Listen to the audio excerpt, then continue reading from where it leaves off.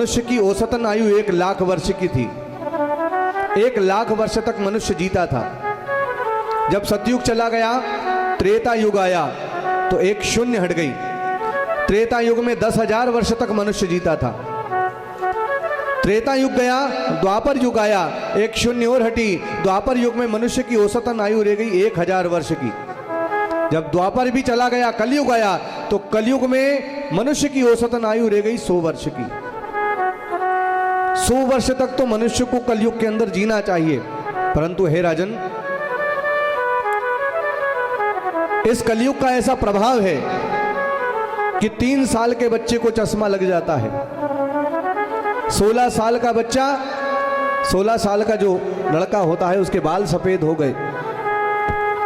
35 साल heart patient, नाना प्रकार की बीमारियों ने उसको घेर लिया।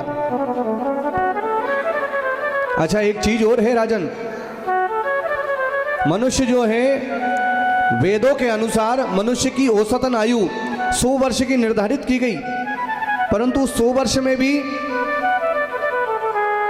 50 साल तो वो सोने में व्यतीत कर देता है, क्योंकि 12 घंटे का दिन और 12 घंटे की रात, तो आधा 50 साल कहाँ चले गए उसके? सोने में चले गए। बचे 25 साल स्त्री संग में व्यतीत कर देता है मनुष्य। ससुरारी प्यारी भई तबते, रिपुरूप कुटुंब भय तबते। बचे 25 साल, तो 25 साल सांसारिक कार्यों में निकाल देता है। तो उसके लिए समय बचा कहाँ मनुष्य के लिए?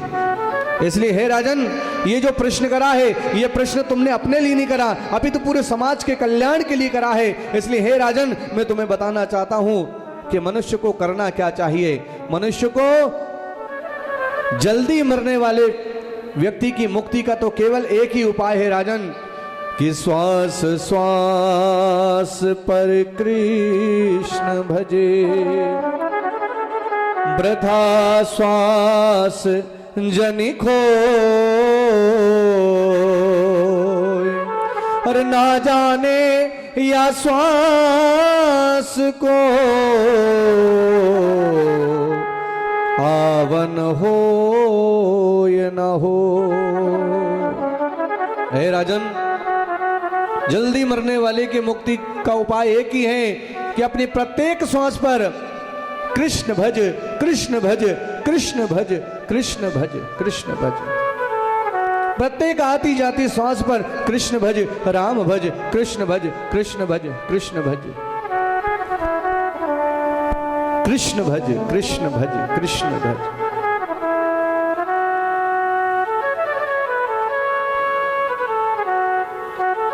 हे राजन, जरूरी नहीं है कि एक आसन पर बैठकर ही भजन किया जाए। चलते फिरते, उठते बैठते, हंसते बोलते, नाचते गाते, प्रत्येक परिस्थिति में भगवान के नाम का जपन कर अपनी जिह्वा पर कृष्ण भज, कृष्ण भज, कृष्ण भज, कृष्ण भज, क्योंकि समय बहुत कम है। ना जाने या श्वास को आवन होए ना होए, इसलिए भज भज, अभी भजने का मौका है। अभी रट, अभी रटने का मौका है। अभी भज लिया, वही काम आएगा, वही साथ जाएगा। इसलिए प्रत्येक जिह्वा, अपनी जिह्वा पर, प्रत्येक श्वास पर कृष्ण के नाम का भजन करते चले जा। नाना प्रकार के कर्मों को कर, परंतु मन ठाकुर जी के चरणों में लगा कि कर से कर्म करहूं विधि नाना, पर मन राखूं जहां कृपा निधाना। नाना प्रकार के कर्मों को करते चले जा और मन ठाकुर जी के चरणों में लगा दे। बस अपन घर में काम भी करें, झाड़ू लगाए तो कृष्ण भजो, भोजन बनाओ तो कृष्ण भजो, गौशाला में गोबर उठाओ तो भी कृष्ण भजो, गाय की सेवा कर रहे हो तो भी कृष्ण भजो, मोबाइल मत चलाओ, कृष्ण भजो, कृष्ण भजो, कृष्ण भजो, कृष्ण भजो। क्योंकि समय को भरोसो कोणी कद पलटी मार जावे। समय को भरोसो कोनी कद पलटी मार जावे। कब ये सांस आए नहीं आए कोई भरोसा क्या? इसलिए एक ही बात कही। सुखदेव स्वामी कहते हैं राजन, अपनी प्रत्येक श्वास पर कृष्ण भज, कृष्ण भज, कृष्ण भज। कर से कर्म करहु विधि नाना, पर मन राखऊं जहां कृपा निधाना। अपने मन को ठाकुर जी के चरणों में रख करके इस संसार के प्रत्येक कर्म को करता चला जा और उस कर्म को ठाकुर जी के चरणों में समर्पित कर दे। तेरा मुक्ति हो जाएगी, तेरा उद्धार हो जाएगा। पर मन ठाकुर जी में कैसे लगाएं? मन हमारे बस में है क्या? क्यों मामा जी, मन हमारे वश में है क्या? नहीं है। पंडित जी ने कहा फूल चढ़ाओ, आपने फूल चढ़ा दिए। पंडित जी ने कहा वस्त्र चढ़ाओ, आपने वस्त्र चढ़ा दिए। पंडित जी ने कहा फल चढ़ाओ, आपने फल चढ़ा दिए। पंडित जी ने कहा प्रसाद चढ़ाओ, आपने प्रसाद चढ़ा दिया। पंडित जी ने कहा दक्षिणा चढ़ाओ, आपने दक्षिणा चढ़ा दी। पंडित जी ने कहा अपना मन चढ़ाओ, तो मन तो अपने वश में है ही नहीं, मन कैसे चढ़ाऊं? मन हमारे वश में है क्या? यहाँ कथा में सभी बैठे हैं, लेकिन मन यहाँ है क्या? नहीं है। मन कहाँ गया? मन कहाँ गया माँ? मन गया खेत में, मन गया खलियान में, मन गया भोजन में, मन गया नर्मदा तट पे। मन कहाँ गया? मनवा चहुदिशी ओर घूमता ही रहता है। मन हमारे वश में है ही नहीं। तो ये मन को वश में कैसे करूं? मैंने कहा था ना, मन के हारे हार है और मन के जीते जीत, और मन ही मिलावत राम सो मन ही करत है भजीत। मन को कैसे वश में करूं? क्योंकि मन मेरे वश में है ही नहीं। तो यहां पर सुखदेव स्वामी ने बहुत सुंदर बात बताई। सिर्फ मात्र एक श्लोक में उन्होंने इस मन को अपने वश में करने का साधन बता दिया। सुखदेव स्वामी कहते हैं कि हे राजन, जिस मनुष्य के जीवन के अंदर ये चार बातें निहित रहती हैं, उस व्यक्ति का मन आपरूप उसके वश में हो जाता है। मामी जी, अपना मन कहाँ गया? मन कहाँ चला गया? रसोई घर में। मन कहाँ चला गया? मन चला गया खिड़किया में। मन कहाँ गया? मन चला गया इंदौर में। मन कहाँ गया? मन चला गया मामा जी का हरदा में। मन कहाँ गया? मन चला गया मामा जी का लड़के में।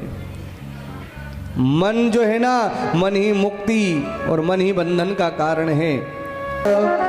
स्थूले भगवतो रूपे मनः संधारये धियः।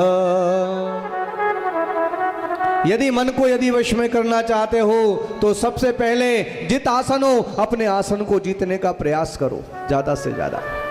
एक आसन पर बैठे हुए हैं, सुखासन से बैठने का। अपन आसन पर बैठते हैं ना, आपने देखा होगा पंडित जी की बैठक बड़ी लंबी होती है। कभी कभी 4 घंटे सुबह बैठ जाए, 4 घंटे शाम को बैठ जाए और सुखासन से बैठे। मामा जी, इस आसन पर आप कितनी देर बैठ सकते हो? आपने कहा मैं पंडित जी इस आसन पर 3 घंटे बैठ सकता हूं या 4 घंटे बैठ सकता हूं। मतलब ये जो आसन है ना, आपने इस आसन को सिद्ध कर रखा है। कई लोग होते हैं मामा जी नहीं बैठ पाए, 15 मिनट नहीं होते, उठ करके गए, थोड़ा चल करके आए और फिर वापस उधर बैठ गए। बैठते नहीं बनती, चलने की कितनी कह दो, लेकिन बैठते नहीं बनेगी। लेकिन सुखदेव स्वामी एक बात स्पष्ट तौर से कहते हैं, जित आसन हो, अपने आसन को जीतने का प्रयास करना चाहिए। हम भगवान का भजन करने के लिए बैठते हैं तो कितनी देर बैठ पाते हैं? पहले अभ्यास करना चाहिए अपने आसन पर बैठने का, ज़्यादा से ज़्यादा समय व्यतीत करना चाहिए अपने आसन पर। जित आसनो, फिर जब आप अपने आसन को जीत लोगे, फिर दूसरी बात जित श्वासो, अपनी श्वास को जीतने का प्रयास करना चाहिए। हमारा शास्त्र ये कहता है कि प्रत्येक प्राणी को ब्रह्म मुहूर्त में उठ जाना चाहिए। ब्रह्म मुहूर्त सवेरे 4:30 बजे के बाद सोना अपराध बताया गया। ब्रह्म मुहूर्त में प्रत्येक मनुष्य को उठना चाहिए। स्नान 3 प्रकार के बताए मामी, स्नान जो बताए 3 प्रकार के बताए। पहला है ऋषि स्नान, दूसरा है मनुष्य स्नान और तीसरा है राक्षस स्नान। तो सबसे पहला जो स्नान है ऋषि स्नान, वो कब किया जाता है? प्रातःकाल सवेरे 4:30 बजे उठ करके जो सपड़ ले, जो नहा ले, वो ऋषि स्नान। दूसरा मनुष्य स्नान कब किया जाता है? सूर्य उदय से 10 मिनट पूर्व जो स्नान कर ले, वो हो गया मनुष्य स्नान। और सूर्य उदय के बाद जो नहाए, वो हो गया राक्षस स्नान। तो अपन तो सब राक्षस स्नान कर रहे हैं, अभी कर रहा है कि नहीं कर रहा है? सबसे पहले कहते हैं अपनी श्वास को जीतने का प्रयास करना चाहिए। मैंने अभी बताया आप लोगों को कि सतयुग के अंदर मनुष्य की औसतन आयु 1 लाख वर्ष की होती थी, 1 लाख वर्ष तक जीता था। वो कैसे जीता था? क्योंकि उसने अपने श्वास पर विजय प्राप्त कर रखी होती है। श्वास पर विजय प्राप्त करने का कैसे विजय प्राप्त की जाती है? प्रातः काल उठो। पहले लिखा हुआ था मामी जी, पहले लिखा रहता था क्या कि कराग्रे वस्ते लक्ष्मी, कर मध्य सरस्वती, कर मूले स्थितो ब्रह्म, प्रभाते कर दर्शनम। प्रभाते मतलब प्रातः काल उठ करके सबसे पहले अपने कर मतलब हाथों का दर्शन करना चाहिए। परंतु आजकल हाथों का दर्शन कोई नहीं करता। आजकल पहले लिखा था कर दर्शनम, अब कर दर्शन की जगह हो गया कप दर्शन। जब तक चाय का कप नहीं दिखाई देगा तब तक उठेगा नहीं पट्टा। तो हो गया क्या? कप दर्शन। प्रातः काल सवेरे ब्रह्म मुहूर्त में उठ करके प्राणायाम करना चाहिए। प्राणायाम करने से हम अपनी श्वास पर विजय प्राप्त कर सकते हैं। प्राणायाम करने से ब्रह्मरंध्र की शुद्धि होती है। आपने प्राणायाम देखा होगा, बाबा रामदेव करवाते हैं। लोम विलोम, इधर से सांस को खींचा और इधर से बंद करके इधर से छोड़ा, फिर इधर से खींचा, फिर इधर से छोड़ दिया। मामा जी उसे कहते हैं प्राणायाम। अपनी श्वास पर विजय प्राप्त करने का प्रयास करना चाहिए। पहला है जितासनो, अपने आसन को जीतो। फिर दूसरा जित श्वासो, अपनी श्वास को जीतने का प्रयास करना चाहिए। जित श्वासो। फिर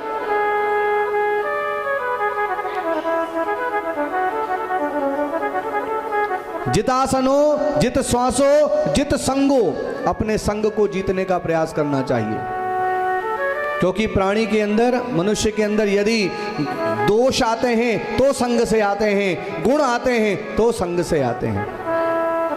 आप जर्दे का गुटखा नहीं खाते हो, किसी जर्दे के गुटके खाने वाले के साथ आप बैठना प्रारंभ कर दो, वो जर्दे का गुटखा खाना सिखा देगा। कोई व्यक्ति बीड़ी पीता है और आप नहीं पीते हो, उसका संग करो, आप बीड़ी पीना सीख जाओगे।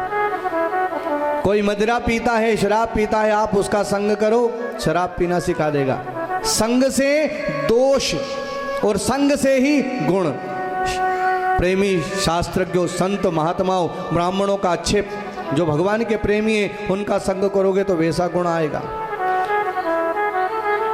संग से ही दोष और संग से ही गुणों की उत्पत्ति होती है। पहला मामा जी जित आसनो, अपने आसन को जीतो।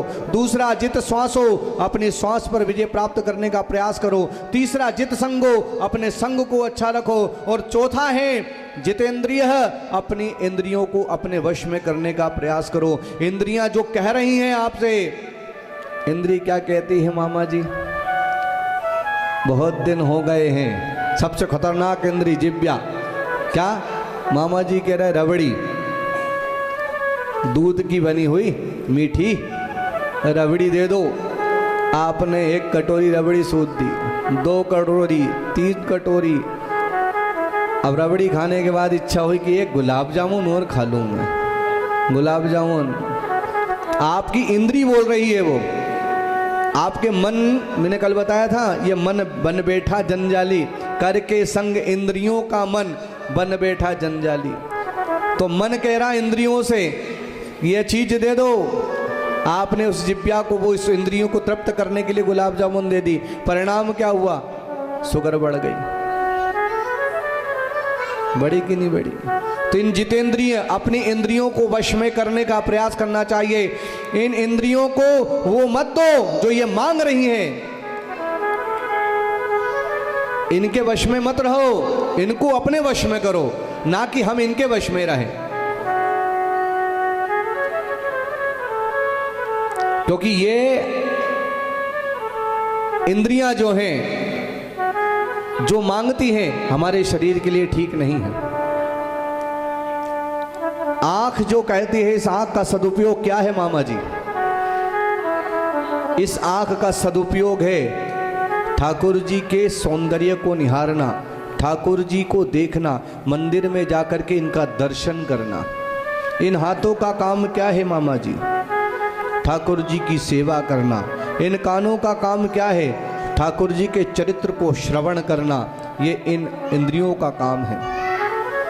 यदि भोग ही पाना है, यदि अच्छा अच्छा भोज्य पदार्थ यदि पाना है, तो उसे ठाकुर जी को भोग लगा करके पाओ, दोष नहीं लगेगा। कहते हैं जो चार बातें जिस मनुष्य के जीवन में होती है, उसका मन स्वतः अपने वश में होना प्रारंभ हो जाता है। कौन कौन सी? जितासनो, जित श्वासो, जित संगो, जितेंद्रिय।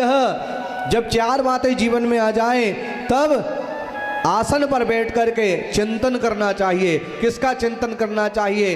भगवान के चरित्र का चिंतन करना चाहिए, राम जी के चरित्र का चिंतन करना चाहिए, कृष्ण के चरित्र का चिंतन करना चाहिए, भगवान की कथा का चिंतन करना चाहिए। क्योंकि चिंतन केवल और केवल ईश्वर का होता है और चिंता भगवान की होती है। तो देखना मामा जी, चिंता और चिंतन एक साथ नहीं रहते, कथा और व्यथा एक साथ नहीं रहते, बोध और विरोध ये एक साथ कभी नहीं रहते। मन की यदि व्यथा को मिटाना चाहते हो, मन की व्यथा, संसार की व्यथा को यदि मिटाना चाहते हो, तो कथा में आकर के बैठो। कथा में वो सामर्थ्य है कि आपके जीवन की व्यथा को मिटा देगी। चिंता संसार की जाती है, चिंतन केवल और केवल ठाकुर जी का किया जाता है। इसीलिए जो संत महात्मा जितने भी होते हैं ना, अमलात्मा, ये मस्त इसीलिए रहते हैं। चाह नहीं चिंता नसी, मनवा बेपरवाह, और जिसको कुछ ना चाहिए वो शाहन के शाह। मस्त राम मस्ती में और आग लगे। मस्त रहते हैं। क्यों मस्त रहते हैं? क्योंकि वो संसार का चिंतन नहीं करते, वो चिंतन करते हैं केवल ठाकुर जी का। सबसे अच्छा यदि कोई सा आश्रम बताया ना मामा जी, तो गृहस्थ आश्रम बताया, जिसमें हम रह रहे हैं। ये सर्वोत्तम आश्रम है। इस आश्रम में रह करके हम ठाकुर जी का जितना ज़्यादा चिंतन कर सकें, जितना ज़्यादा भजन कर सकें, हमारी मुक्ति स्वतः हो जाएगी, बहुत जल्दी होगी। ठाकुर जी बहुत जल्दी मिलते हैं। गृहस्थ आश्रम सबसे उच्च आश्रम बताया गया। चिंतन करना चाहिए। किसका? ठाकुर जी का चिंतन, कृष्ण के चरित्र का चिंतन, राम के चरित्र का चिंतन। सुखदेव स्वामी ने भगवान श्री कृष्ण